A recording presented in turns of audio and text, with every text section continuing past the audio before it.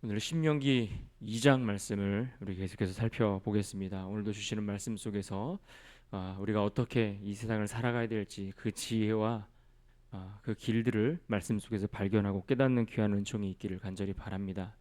신명기서 2장 말씀인데요. 신명기서는 출애굽한 그 이스라엘의 다음 세대의 그 후손들을 향하여 모세가 마지막으로 그 가나안 땅을 들어가기 전에 그들에게 당부하며 말씀을 전하고 있는 어떤 유언적인 설교의 내용들을 담고 있다라고 할 수 있습니다. 반드시 그들이 기억해야 할 그러한 계명들, 반드시 그들이 붙들어야 될 그러한 가르침들에 대해서 모세가 전달하고 있는 것입니다. 그가 전했던 크게 3편 정도의 설교와 그다음에 마지막 고별사 이렇게 나눈다고 했는데 그 가운데 우리는 첫 번째에 해당하는 설교의 내용들을 살펴보고 있습니다. 모세는 먼저 이 첫 번째 설교를 시작하면서 지난 40년 동안의 이야기들을 다시 끄집어내고 있습니다. 그들이 40년 동안 광야에서 어떻게 생활했는지 그 광야 생활의 여정을 다시 회고하고 있는 것을 봅니다. 그래서 우리가 어제 1장에서 보았던 내용들을 떠올려 보면 가장 먼저 그가 언급했던 사건은 무엇인가 하니 바로 그들이 광야에서 40년을 지낼 수밖에 없었던 결정적인 원인을 제공했던 그러한 사건, 그들이 광야에서 방황하게 만들었던, 그래서 결코 잊을 수 없었던 하나의 사건을 회고하고 돌아보는 것을 보았습니다. 하나님은 이스라엘을 향하여 분명히 들어가라 명령하셨습니다. 하나님이 그들에게 약속하신 그 가나안 땅을 향하여 들어가라 말씀하셨고, 주저하지 말고 두려워하지 말고 들어가서 그 약속한 땅을 차지하라고 말씀하셨습니다. 하지만 믿음 없이 그 말씀을 듣고 순종하지 못하고 전진하지 못했던 이스라엘은 하나님 앞에 정탐꾼을 통해 그 땅을 살펴보겠다라고 요구했습니다. 그 땅에 들어가서 먼저 그 땅을 살펴보기를 원했고, 그들의 눈으로 직접 그러한 상황들, 환경들, 그곳에 있는 사람들, 이런 것 하나하나를 직접 눈으로 보기를 원했다라는 것입니다.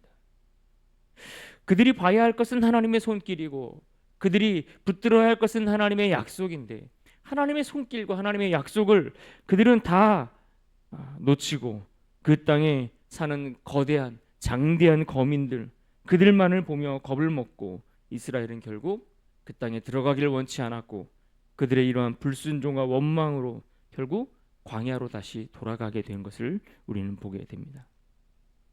오늘 본문은 그 광야에서의 40년의 시간이 거의 다 지났을 때쯤에 이루어진 그러한 장면의 이야기를 소개합니다.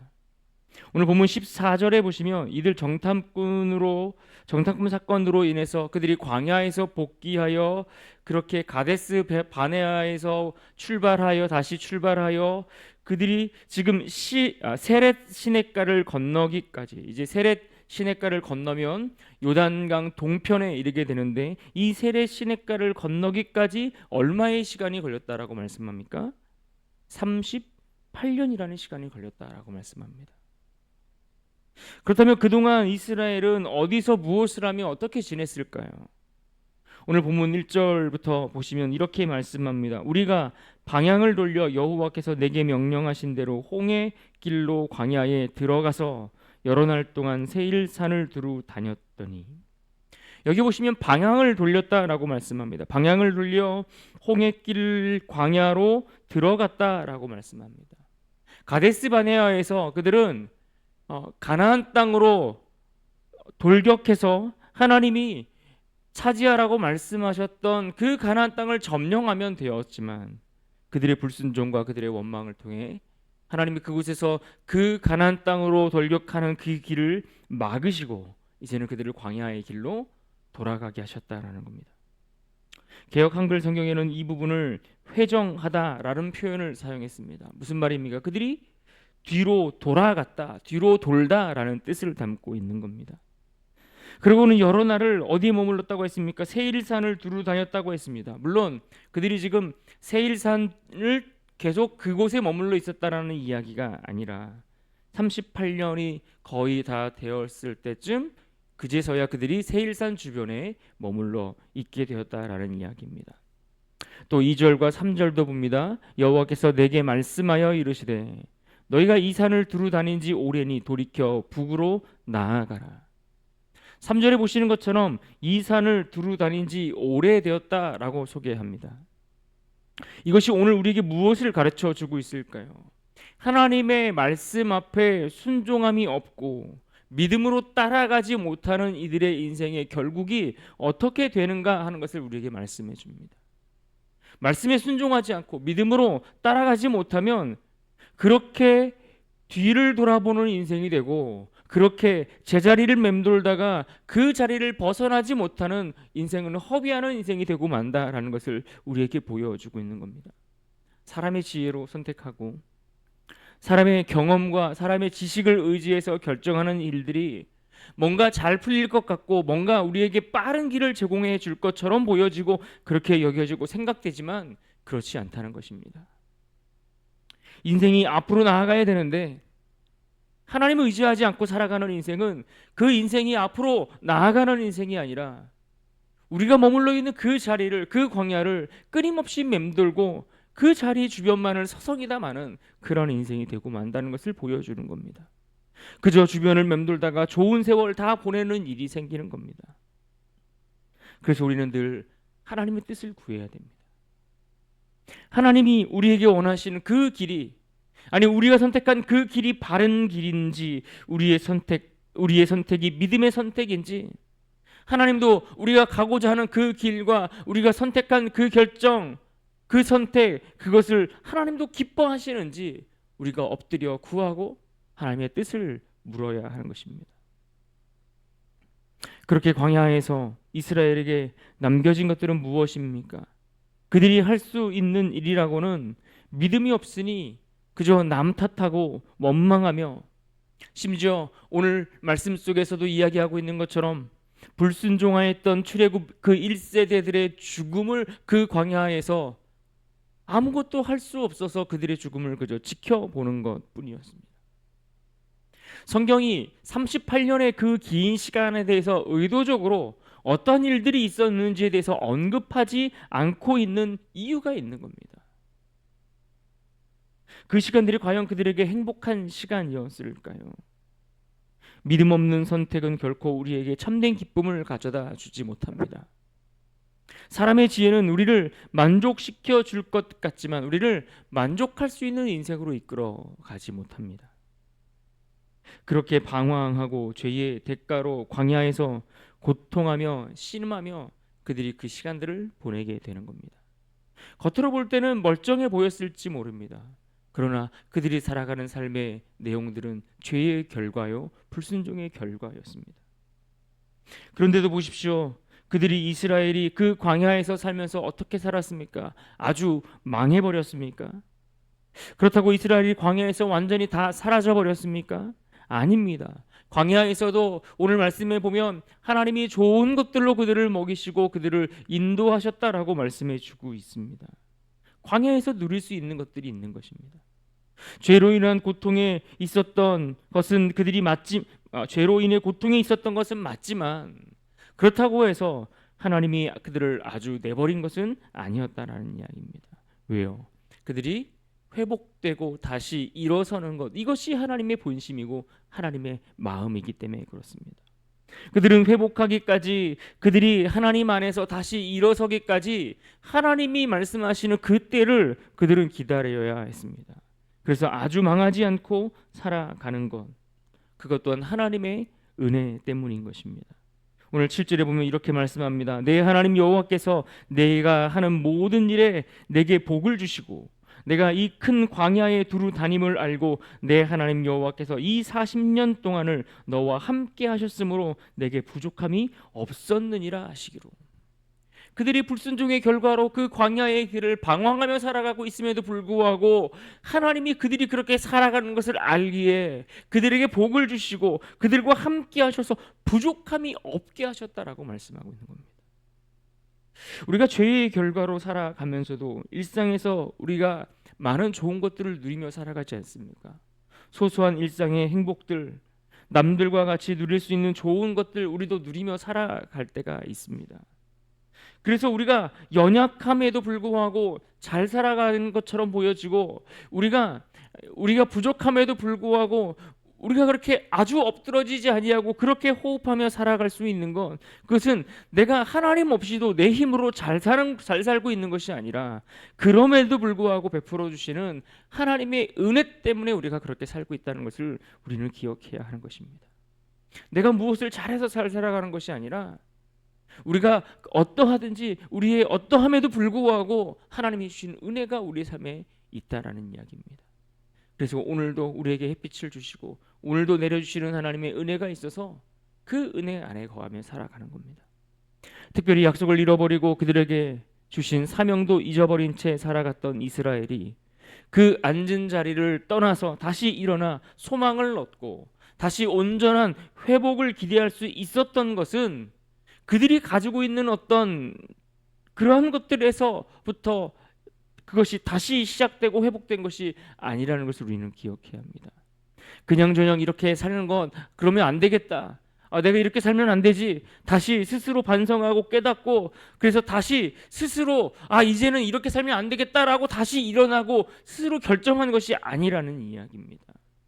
이스라엘이 지금 모압 평지에 이르러서 다시 약속의 땅을 바라보고 그 땅을 소망하고 기대하며 다시 주신 사명을 위해 한번 나아가 보자라고 결정하고 있는 것은 그들의 어떠한 특별한 개인적인 반성이나 깨달음을 통해서 준 것이 아니라 그것은 오직 하나님의 말씀에서 다시 시작되었다는 사실을 우리는 분명하게 알아야 합니다. 언제나 참된 소망은 하나님의 말씀에서 시작됩니다. 인생의 의미는 하나님의 말씀에서 발견되는 것입니다. 하나님의 말씀이 들려질 때에, 하나님이 우리에게 말씀하실 때에 다시 일어설 수 있고 다시 회복할 수 있는 것입니다. 내 경험에서 나오지 않습니다. 내 지식이나 사람의 지혜에서 나오지 않고 어떤 사람들과의 관계 속에서 되는 것이 아니라 하나님의 말씀을 통해서 배우고 깨닫게 되는 겁니다. 오늘 2절의 말씀처럼 여호와께서 말씀하셨다라고 합니다. 또 3절에서 북으로 나아가라고 말씀하셨습니다. 그러니까 이스라엘이 광야를 방황하고 그 홍해길로 내려가 그 광야 주변을 그렇게 맴돌고 있던 이스라엘의 그 38년이 지나고 있는 그쯤에 하나님이 다시 일어나서 북으로 올라가라. 내가 너에게 말씀한, 너에게 약속한 가나안 땅으로 향하기 위하여 다시 북으로 나아가라고 하나님이 말씀하신 겁니다. 약속의 땅 가나안을 향해 나아가라고 명령하시는 하나님의 말씀이 그렇게 38년 동안 광야에서 방황하고 죄의 참혹한 결과를 지켜보며 특별한 소망 없이 일상을 보내며 살아가는 이스라엘로 하여금 다시 일어서도록 만들었다라는 것입니다. 그래서 여러분, 꿈이 없이 사는 청년들이 있다면 그들이 하나님의 말씀을 들어야 하는 겁니다. 삶이 낙심되고 기대와 소망 없이 하루를 그저 마지못해 살아가는 사람들이 있습니까? 그들도 하나님의 말씀을 들어야 합니다. 하나님이 말씀하실 때에 그 말씀을 들을 때에 다시 일어설 수 있고, 우리가 왜 이 땅을 살아가야 되는지, 왜 우리가 무엇을 위해 어떤 소망을 가지고 살아가야 하는지를 삶에 중단되어지고 우리 삶에 멈춰버렸던 그 삶의 의미와 목적들을 찾고 다시 일어날 수 있다라는 이야기입니다. 이스라엘은 그저 광야에서 빈둥빈둥거리며 하루 벌어 하루를 살아가는 그런 인생으로 살아가라고, 그것을 위해 하나님이 그들을 애굽 땅에서 건져내시고 불러내신 것이 아닙니다. 약속의 땅 가나안에 들어가 그들을 통해서 이루실 하나님의 나라, 그 나라를 기대하고 꿈꾸시는 하나님의 사명과 목적이 있기 때문에 그들을 부르셨고 그들을 구원해 주신 것입니다. 그저 하나님이 이 세상에서 우리로 하여금 남들처럼 좋은 집 살고 좋은 차 타고 그렇게 떵떵거리며 살아가며 많은 돈 벌고 그걸로 만족하며 살아가라고 우리를 하나님의 자녀로, 성도로 우리를 부르시고 구원하신 것이 아니라는 이야기입니다. 그러라고 우리를 구원하신 것이 아닙니다. 우리를 통해 기대하시는 바가 있지 않겠습니까? 우리를 통해 이 땅을 살게 하시는 하나님의 이유가 있지 않을까요? 오늘 우리를 통해 우리의 가정에서, 우리를 통해 우리의 직장에서, 우리의 학교에서 우리가 살아가는 삶을 통해 그곳에 나를 통해 하나님의 나라가 세워지고 그 땅에도 복음이 들어가고 그 땅에도 나를 통해 살아나고 주님께로 돌아오는 수많은 영혼들이 있기를 기대하고 바라시는 하나님의 특별한 부르심들이 있음을 우리는 기억해야 하는 것입니다. 나를 통해 직장에서, 일터에서, 사업장에서, 가정에서, 특별히 교회를 통해 이루실 하나님의 뜻이 있음을 우리는 보아야 하는 것입니다. 그럼에도 불구하고 우리가 이것을 놓치고 그저 세상 일에만 치유해 살아가면 안 된다라는 이야기입니다. 그렇게 하나님은 이스라엘을 다시 부르셨습니다. 일어나 북으로 올라가라고 말씀하십니다. 올라가서 약속의 땅을 향해 다시 사명의 자리로 나아가라고 그를 부르고 계시는 것입니다.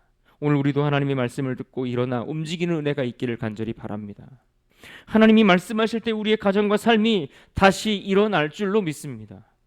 목적 없이 살던 인생도 하나님이 다시 말씀하시는 은혜로 일어설 줄로 믿습니다. 우리가 이것을 소망해야 합니다. 이어지는 말씀을 보면 이제 하나님은 긴 시간을 머물며 방황하던 그곳을 떠나 약속의 땅으로 올라가는 그 이스라엘을 향하여 몇 가지 당부하시는 말씀들이 나오는데, 특별히 새 족속에 대해서, 새 민족에 대해서 언급하시면서 그들에 대해서 괴롭히거나 그들과 싸우거나 그들의 땅을 차지하지 말라라고, 범하지 말라라고 그렇게 당부하는 내용을 봅니다. 그 첫 번째가 에돔입니다. 5절을 봅니다. 그들과 다투지 말라. 그들의 땅은 한 발자국도 너희에게 주지 아니하리니 이는 내가 세일산을 에서에게 기업으로 주었음이라. 세일산에 에돔이 머물러 있는데 이 에돔은 바로 에서의 후손을 말합니다. 또 두 번째는 모압입니다. 9절을 봅니다. 여호와께서 내게 이르시되 모압을 괴롭히지 말라. 그와 싸우지도 말라. 그 땅을 내가 내게 기업으로 주지 아니하리니 이는 내가 롯 자손에게 아르를 기업으로 주었음이라. 마지막 세 번째는 어디입니까? 암몬입니다. 19절을 봅니다. 암몬 족속에게 가까이 이르거든 그들을 괴롭히지 말고 그들과 다투지도 말라. 암몬 족속의 땅은 내가 내게 기업으로 주지 아니하리니 이는 내가 그들을 롯 자손에게 기업으로 주었음이라. 아브라함의 조카 롯을 이야기합니다. 이 롯에게 두 딸이 있는데 이 두 딸의 하나는 모압의 조상이 되었고 다른 하나는 암몬의 조상이 되었습니다. 그러니까 지금 하나님은 이스라엘의 형제 나라에 속하는 그런 나라들에 대해서 함부로 침범하지 말고 그 땅을 범하지 말라라고 그렇게 말씀하고 있는 겁니다. 그러니까 이 말씀을 보면 이처럼 그들에게도 하나님이 베푸시는 일반적인 은총이 있는 것을 보게 되는 겁니다. 하나님을 떠나 살아가지만 그러나 그들에게도 하나님의 주권이 미치고 있고 하나님의 다스림이 있고 하나님이 그들에게도 동일하게 해를 비추고 비를 내리시는 이러한 일반적인 은총이 있다는 이야기입니다. 또 나중에 보시면 이 모압 땅에서 누가 나옵니까? 나호미를 따라 베들레헴에 건너와 다윗의 조상이 되었던 룻이라는 여인이 이 모압에서 건너오지 않습니까? 그러니까 이스라엘은 하나님의 이러한 크신 하나님의 주권과 계획 아래서 모든 열방을 통치하고 다스리시는 그러한 전능자이신 하나님에 의해서 그들의 삶이 인도함을 받고 그들에게 약속의 땅으로 그들이 나아가고 있다는 겁니다. 특별히 이들이 지금 에돔, 암몬 그리고 모압 이들에 대해서 하나님이 언급하시면서 뭐라고 말씀하십니까? 이들도 원래 그곳에 거주하던 사람들이 아무도 없는데 들어가서 차지한 땅이 아니라고 말씀합니다. 거기에도 거주했던 민족들이 있었고 족속들이 있었다는 겁니다. 원래 살던 그 거주민들을 그들이 내쫓고 그 땅을 차지하였는데 이것도 하나님이 그들에게 허락하신 그들의 기업이 되었다라고 말씀합니다. 그러니까 아브라함의 정통 계보를 따라 태어난 이들도 아님에도 불구하고 하나님이 그들에게 은총을 베푸셨고 그들에게도 기업을 주셨고 그들에게도 그 땅 거민들과 싸워서 그들을 몰아내고 땅을 차지할 수 있는 승리를 허락해 주셨는데 하물며 하나님이 택하신 이스라엘 백성들이겠는가? 이건 말씀하고 있는 겁니다. 하나님이 택하셔서 애굽에서 건져내신 이스라엘 백성들이 하물며 그들도 저와 같이 살아가는데 너희들 그냥 내가 내버려 두겠는가? 내가 너희들을 이렇게 인도하고 있다라고 말씀하고 있는 겁니다. 그러니까 이 에돔 땅을 지날 때에 뭐라고 말씀합니까? 암몬이나 모압 땅을 지날 때에 그 땅을 침범하지 말라고 말씀하고 있는 겁니다. 그저 그 땅 지나가면서 먹을 것이 필요하면 사 먹고 그 땅을 차지하고 있는 그 자들을 부러워하지도 말고 당당하게 그 땅을 지나가라는 겁니다. 그러면서 25절에 이렇게 말씀합니다. 오늘부터 내가 천하 만민이 너를 무서워하며 너를 두려워하게 하리니 그들이 내 명성을 듣고 떨며 너로 말미암아 근심하리라 하셨느니라. 하나님이 함께 하시는 너희를 천하 만민이 두려워하게 할 것이다 라고 말씀합니다. 그러므로 요단 동편을 먼저 차지하라고 말씀하지 않습니까? 만민이 그들을 두려워하는 이유가 무엇입니까? 하나님이 함께 하심으로 너희가 승리하게 될 것이니, 하나님이 너와 함께 하셔서 너희가 적들을 무찌르게 될 것이니 만민이 너희를 두려워하게 될 것이다. 우리를 높여주고 계시는 겁니다. 하나님이 택한 백성들을 존귀하게 높여주겠다라고 말씀하고 계시는 겁니다. 그것이 어디서 나옵니까? 하나님이 함께 하심에서 나오는 겁니다.